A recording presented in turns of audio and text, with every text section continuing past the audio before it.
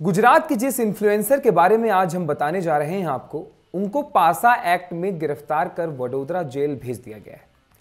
हम कीर्ति पटेल की बात कर रहे हैं, जिनके बारे में बताया जा रहा है कि इंस्टाग्राम पर कीर्ति पटेल के 1.3 मिलियन फॉलोअर्स हैं।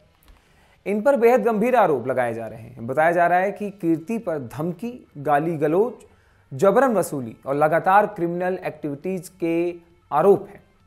सूरत और कई जिलों में दर्ज मामलों के बाद पुलिस ने इस तरह की कार्रवाई की है। इंस्टाग्राम पर 1.3 मिलियन फॉलोअर्स रखने वाली कीर्ति को हाल ही में पासा एक्ट के तहत गिरफ्तार किया गया, जिससे पूरे गुजरात में हलचल मच गई है। देखिए, कीर्ति पटेल पर आरोप है कि वह इंस्टाग्राम पर धमकी भरे वीडियोस बनाती हैं, गाली गलौज करती हैं। इन्हीं वीडियोस के आधार बनाकर जबरन वसूली करती हैं। कीर्ति के खिलाफ क्यों की गई पासा एक्ट के तहत कार्रवाई, ये भी आप जान लीजिए। दर्ज हुई, इसमें टोटल 5 आरोपी थे, जिसमें एक कीर्ति पटेल है।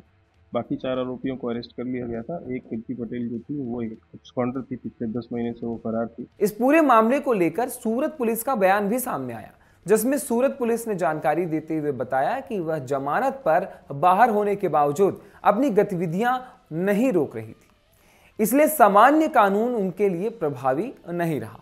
इसके अलावा पुलिस ने और अधिक जानकारी देते हुए बताया कि कीर्ति पटेल के खिलाफ सूरत, गांधीनगर, पाटन और जूनागढ़ में कई आपराधिक मामले दर्ज कराए गए हैं। इस बारे में अधिकारियों का स्पष्ट तौर पर कहना है कि कार्रवाई करने के बावजूद और जमानत पर रिहा होने के बावजूद उनकी गतिविधियां लगातार बढ़ती रही और सार्वजनिक व्यवस्था बिगाड़ने की आशंका बढ़ती गई। इसी को आधार बनाकर उनके खिलाफ पासा लगाने का फैसला किया गया। देखिए, ये तो खबर थी, लेकिन आपको यह भी जानना जरूरी है कि क्या होता है पासा एक्ट। पासा एक्ट, जिसका पूरा नाम prevention of anti social activist act है, गुजरात में लागू एक कानून है जिसके तहत पुलिस को ऐसे लोगों को निवारक हिरासत में लेने की अनुमति है जो समाज के लिए खतरा पैदा कर सकते हैं, जैसे कि ड्रग तस्कर या साइबर अपराध। अब पासा एक्ट की मुख्य विशेषताएं क्या हैं, मैं वो बता देता हूं आपको। इसका उद्देश्य क्या है?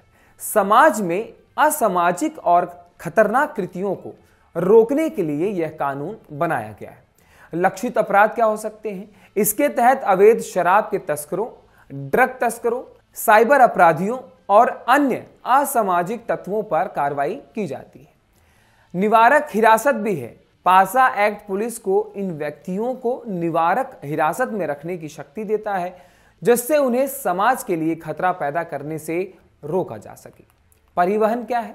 पासा एक्ट के तहत हिरासत के लिए व्यक्ति को अक्सर उसके गृह जिले से दूर किसी दूसरे जिले की जेल में भेजा जाता है।